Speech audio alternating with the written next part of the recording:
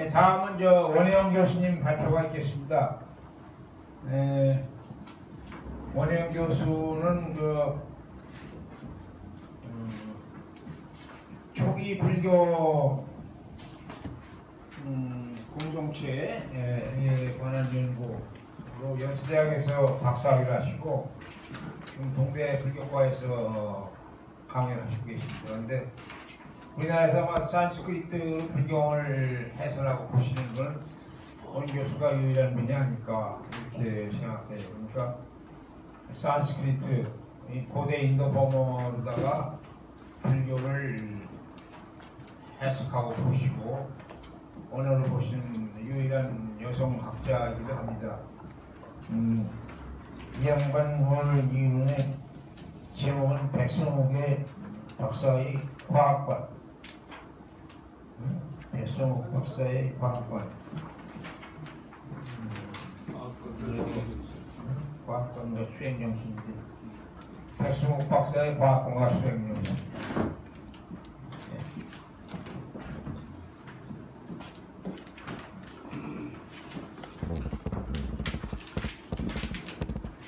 안녕하세요. 원혜영입니다.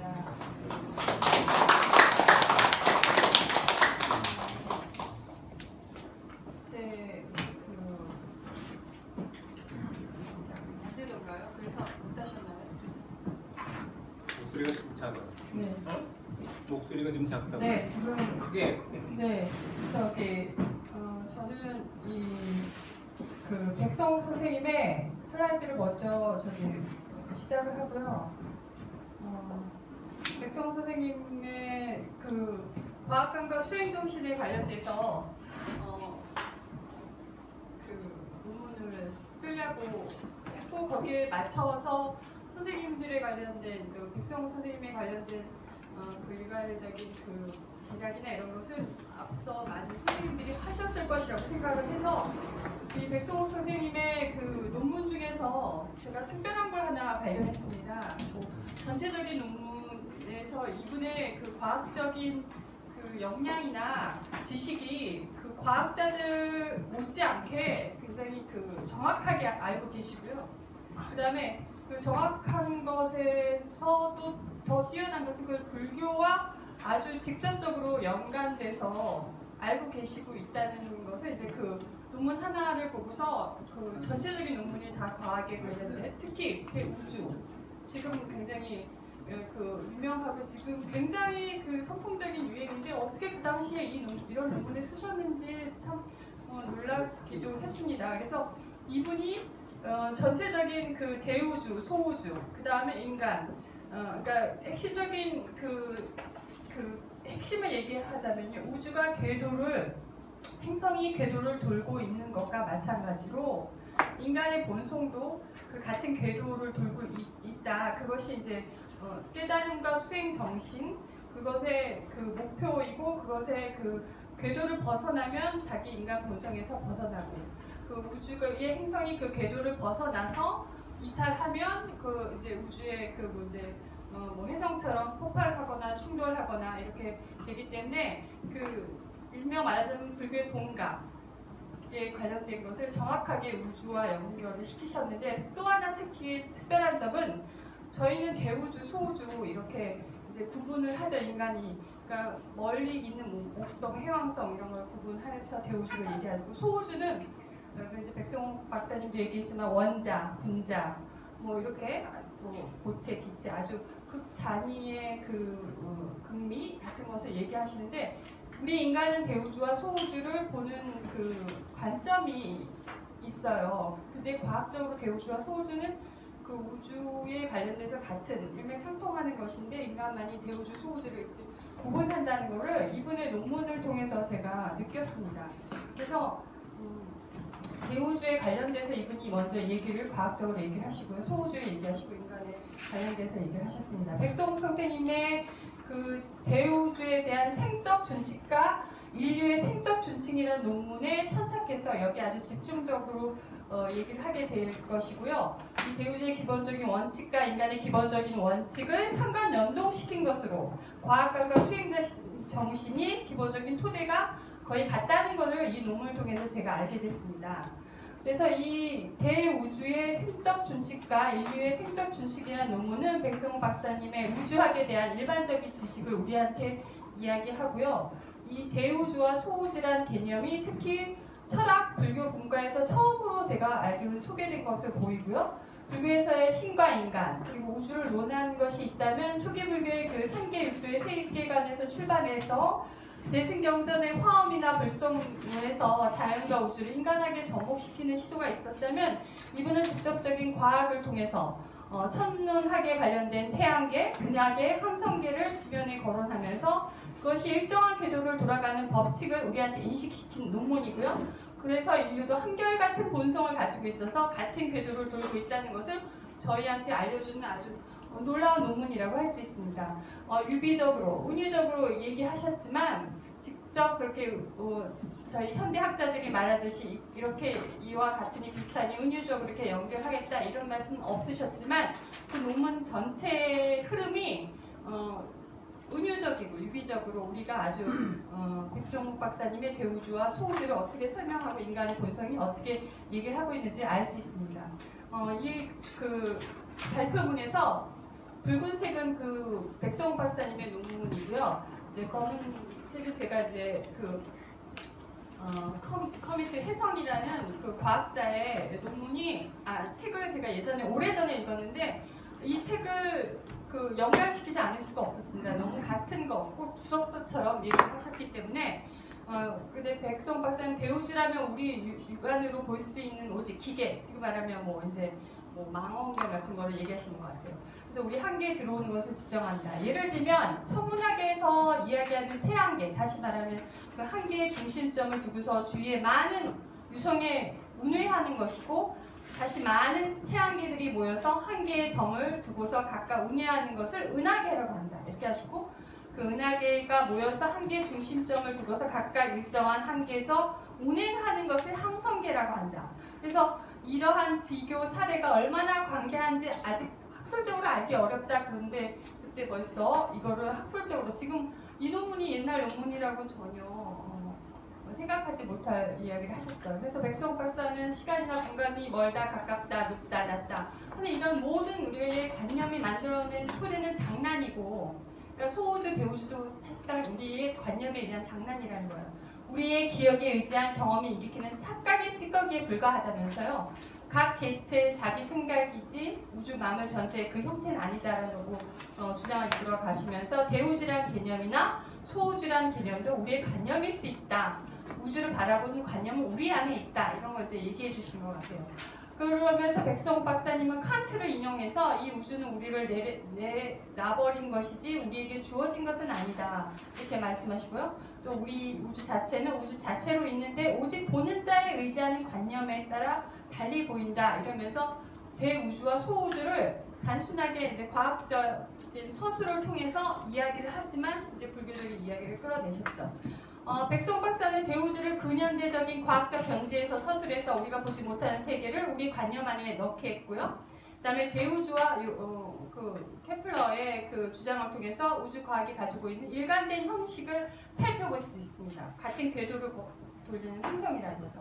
그래서 케플러의 저술인 철학 회보에서 행성은 각기 타원, 길쭉하게 생긴 원을 따라서 운동하는 사실이 밝혀졌고 이게 20률이라는 타원이 얼마나 길쭉하게 늘어졌냐를 가리키는 수치인데 이게 이제 0인 타원이 바로 원이고 20률이 1 또는 그 이상의 타원이란 타원이 있는데 이제 그 곡선 이런 것들을 이제 얘기하시면서 그 궤도의 20률 이거는 백성욱 박사 얘기한 게 아니고 제가 백성욱 박사님의 그 멘트를 인용문을 통해서 제가 그 분의 각주처럼 이렇게 달았던 건데 거기에 그 분이 말씀하신 그거를 이게 더 철학적으로 과학적으로 이제 얘기가 됐는데 어떻게 그분이 그거를 정확하게 알기 쉽게 우리한테 얘기했다는 것을 밝히기 위해서 얘기했고 백성욱 박사님이 하신 말의 그 뜻을 제가 현대 과학자들이 현대 행성이나 우주 과학자가 한 멘트를 통해서 얼마나 이질적이지 않고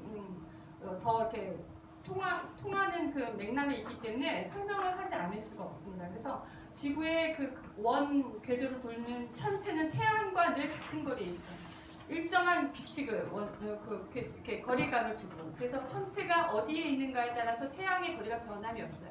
이게 바로 인간의 본성이 우리 본성 그대로 돌 때 그것이 사실상 깨달음이고 수행 과정이라는 정신이라는 걸 이제 이분이 얘기해 주셨는데 제가 이제 과학지에서 보고서 같은 맥락을 이제 얘기합니다. 그래서 궤도에 관련돼서 이제 과운동이나 이신율 그다음에 이것은 이제 칼 세이건이 이제 얘기한 것을 해성이라는 것에 얘기하는 것에 있는데 백성욱 박사님과 너무 맥락이 같아서 제가 얘기를 해드리는 겁니다. 그래서 우주의 참된 본질을 발견하는 것은 예전이나 지금이나 열정적인 관심이 앞서야 하는데 백성욱은 이 대우주를 언급한 것은 단지 우주적인 세계관을 우리에게 알리기 위한 것 이상으로 어떤 의미가 있으리라고 저는 생각이 많이 들었습니다.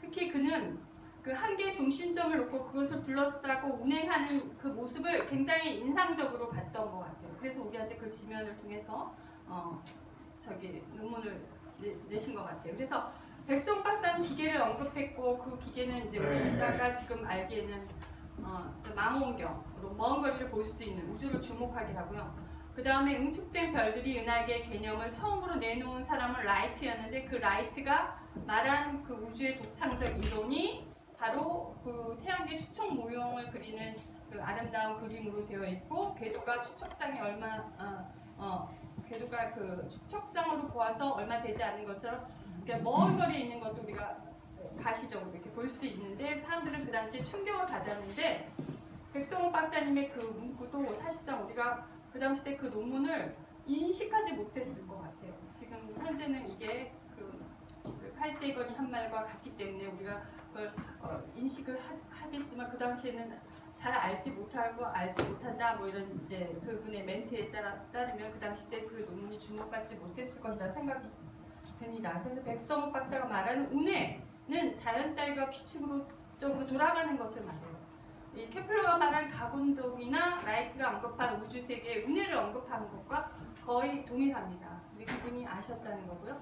그 다음에 라이트 형제는 여러 세계들을 상대적인 크기로 보여주면서 질량이 큰 목성, 토성 뭐 이런 걸 얘기하고 9개의 달, 위성, 수성, 금성, 지구, 화성, 뭐 달 이거 대수롭지 않은 세계로 그려냈지만 그 당시엔 대단했고 대우주의 세계는 그 규모에서 우리한테 놀라움을 주지만 일정한 방향성과 궤도를 갖고 있음이 주목되고 백성욱도 그 당시에 대우주의 세계를 설명함에 천문학자만큼이나 정확한 지식을 우리한테 설명해주고 있습니다.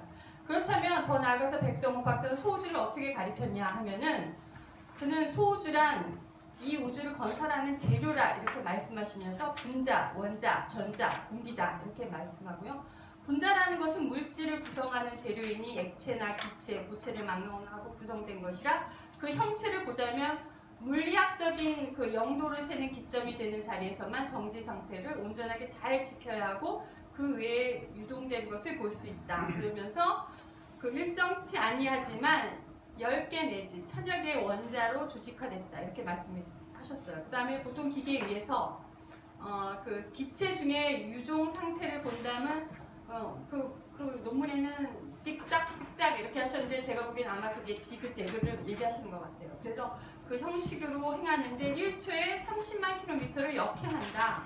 그러면서 백성욱 박사는 원자는 원래 희락학자들로부터 이야기해서 온 것이지만 그 당시에 그것은 하나의 가정이었고 별도로 있다고 할 만한 증거를 가지지 못했다. 이렇게 말씀하시면서 라듐을 얘기하셨어요. 이제 지금은 라듐인데 그 논문에는 라디움이라고 하셨고 그걸 발명으로부터 시작해서 원자라는 물체가 확실히 존재해서 불인인 자아를 부정함과 유사한 지점이 있는지라 오직 사실화하였을 뿐이다. 이러면서 굉장히 그 논문의 수준이 물리학자나 그 천문학자가 얘기하신 거죠. 얘기하셨어요. 그러면서 이 논문은 다 그 백성욱 박사의 논문 인용입니다. 원자는 미세해서 우리 육안으로 알 수 없고 오직 기계에 의해서만 조사될 수 있는데 그 물질에 따라서 다르다. 그러면서 수소 원자를 얘기하는데 한 개의 양전자를 중심으로 운전자가 중심으로 되어서 한 개의 운전자가 일정한 궤도로서 운행해서 헬륨의 두 개의 양전자가 중심이 돼서 음전자 내지 우라늄의 원자는 92개의 양전자들이 중심이 돼서 이렇게 각기 궤도로 운행하니 아주 극히 미세하지만 1초에 30만 킬로미터나 된다 이렇게 얘기하시면서 이게 그 대략 공기에 그렇게 있다 이렇게 얘기하시고 그 12인증 아직 결말이 없다. 원자가 잠재해 있는 용적인 그 고체와 액체가 서로 다르니 그 한 개의 기화라고 하셨는데 제가 가로친 거는 제가 질그릇이라고 해요. 아마 한 개의 질그릇의 원자와 물 한 국부라고 하셨는데 국부는 아마 제가 그릇 같아요.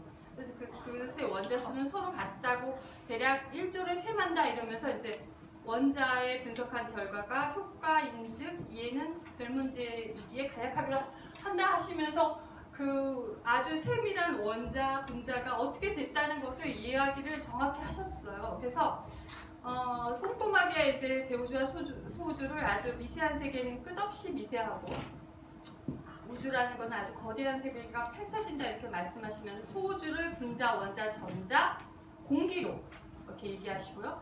또 칼세글건의 말에 의하면 이 부분이 굉장히 똑같이 백성 박사가 똑같이 인용하고 있다고 해도 과언이 아닌데 그 고체, 액체, 기체의 설명을 칼세건의 그 물의 현상에서 우리가 그 이야기를 그대로 들을 수 있는데 칼세이건은 여기서도 칼세이건도 수소를 먼저 얘기했어요. 수소가 그 차가운 우주 물질의 전형이 될 수 있는 조각 중에 그 가장 많은 우주에 어떤 것보다 많은 게 수소예요. 근데 그 수소가 그 가령 산소 2개와 수소가 결합하면 물이 되는데 이 물로 인해서 그 이제 암모니아 뭐 이런 거 물에 의해서 보면 이제 물이 고체가 되고 액체가 되고 기체가 됩니다. 이런 것들이 이제 칼세이건 현말과 거의 비슷하고요. 그다음에 원자들이 서로 뭉쳐지는 화학 결합을 정확하게 이제 말하자면 불변하는 규칙에 따라서 일어난다. 그러니까 백석 박사도 소우주나 대우주가 그 규칙에 따라서 일어나는데 사실 물리학이나 원자들도 그 규칙에 의해서 일어나는데 그것이 바로 뭐냐면 자연의 아름다움과 질서를 밑받침하고 있습니다. 이런 규칙에는 모든 원자를 둘러싸고 있는 전자구름의 성질이 담겨 있고 원자는 꿰뚫 수 없는 작은 공으로 다루기도 합니다. 그 두 개가 서로 가까이 가져가면 일정한 규칙에 따라 결합하는 경향도 있지만 가까이 밀어붙이면 반발해서 이렇게 독립돼서 되는 성질도 있죠. 그래서 독립된 하나의 물 분자, 예를 들면 겨울에 입에서 나온 입김으로 오르락내리락 뒹굴면서 이제 공기로 나아가고 앞에 다른 분자들과 이렇게 즐겁게 부딪히는 그런 것들. 그 다음에 그것이 그 다른 분자들과 화학적으로는 결합하진 않지만 그 또 어떤 경우에 구성 원자들이 다른 원자들과 이렇게 열렬히 이렇게 합쳐지고 있는 것도 칼세이건이 얘기했는데 이것도 사실상 원자가 어떻다는 성격을 칼세이건은 그 학자로서 얘기했지만 이분들은 그 이제 백성학 박사와 똑같은 이야기를 했다고 할 수 있습니다. 그러면은 제가 이제 시간 관계상 빨리 하라고 하시는 거죠? 네, 그래서 그거 얘기하자면요. 이제 기계를 이용해서 내다보는 그러한 놀라운 지점들, 여기는 이제 백성박사 기계이지만 망용경이나 현미경으로 유추가 돼요. 기계라고 했을 뿐이지 정확하게는 저희 지금 후대에 저희들은 알죠. 그게 망원경이고 현미경인지. 그다음에 정확하게 대우주와 소우주가 어떻다는 것도 말씀을 해주셨고요. 그 다음에 이들의 이제 이것은 백동 선생님이 얘기하신 건데 운행함의 각자의 위치와 궤도를 엄수해서 조금 더 어긋남이 없이 운행되고 운행됨이 잘 됨이 이제 향상하는 것이 사실이고 이 월계라는 거는 그 궤도에서 벗어날 때 원자의 내부에서 전자가 파멸되고 파멸된 후에는 다시 저급의 원자로 변하는 것을 보면은 그 운행됨이 얼마나 중요한가 이걸 얘기했는데 우주의 원리를 얘기하면서 인간이 말하는 인간의 수행 정신도 이 우주의 원리와 하등 차이가 없다 이거를 이제 얘기하시면서 우주의 원리, 운행의 법칙 그것은 그 인류가 같은 방황하지 않고 타락하지 않고 진행될 때 우주에 같이 그 운행하는 운해의 그 일정한 궤도를 도는 것 같이 인간의 인류의 수행 정신도 그렇다라는 말을 아주 정확하게 해주셨어요.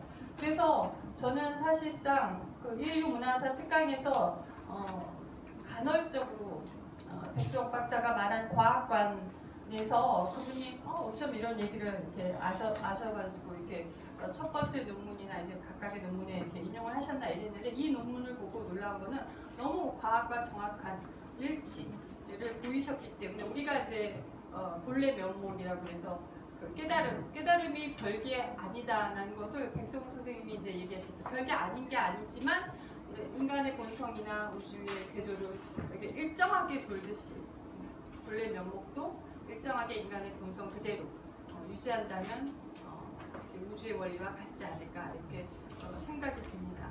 그래서 뭐 다른 것들 특히 이제 한국 철학에서 백성호 선생님이 이제 기에 대해서 약간 언급을 하셨는데 저희가 이거는 일기보의 꼭두가시 녹음에 관련돼서 또는 천부경에서 일기로 시작해서 무가 되고 일기로 끝난다.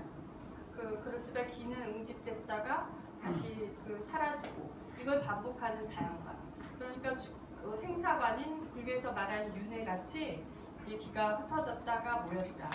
우주의 그 원리처럼 인간의 본성처럼 이런 것처럼 그게 바로 이제 한국 철학의 기의 생사관인데 그것도 이 논문에서 제가 얼핏 그 느낌을 받을 수가 있었습니다. 그래서 그 만물의 생로병사, 생주임의 성주계공의 이치를 체득하는 것, 하늘로 다시 돌아간다는 회귀, 복귀, 순환가는 백성옥이 말하는 죽은 사람은 돌아간다라고 말하는 그 철학적 의미가 같으면서요. 그 우주관과 인생의 수행정신과 맞닿아 있다고 생각이 됩니다. 거기에 나아가서 백수영 선생님이 하신 또 다른 점은요. 그 두 개를 연결하는 것보다 한참 또 이렇게 직접 인간의 세속적인 인류 역사의 생존 준칙을 얘기하셔서 이 논문이 더 빛을 띄우는 것 같은데요. 그 생존 준칙이라는 것은 정신생활, 법률생활, 경제생활이다. 이러면서 그 지금 현재 현 근대에 있었던 그 정신생활, 법률생활, 경제생활에 있어서의 것들이 굉장히 중요하다 이렇게 얘기하셨고요. 특히 이 마무리에서 막스주의에 관련돼서 그때 당시에는 이제 이쪽에 영향을 좀 관심이 있으셨던 것 같아요. 그런 경제적인 게 막스에 의해서 이 얘기를 하고 있지만 굉장히 한번 가볼 만한 필요가 있다 이렇게 이제 얘기하셔서 이분의 정신생활이나 이제 과학관, 우주관 그것도 사회학적인 막스주의까지 섭렵하신 걸 보고 제가 놀라움을 금치 못했고 지금의 경제력이 중요한 시대는 도래하지 아직 않았지만 경제가 지고 흔드는 시대도 좋지는 않을 거라 예언하셨는데 지금 현재 경제가 주도하는 시대고 경제가 좌지우지하는 시대이기 때문에 지금의 이 세태를 보시면 어떻게 얘기하셨을까 상당히 궁금해지면서 이 논문에 대해서 제 감회를 얘기하겠습니다. 감사합니다.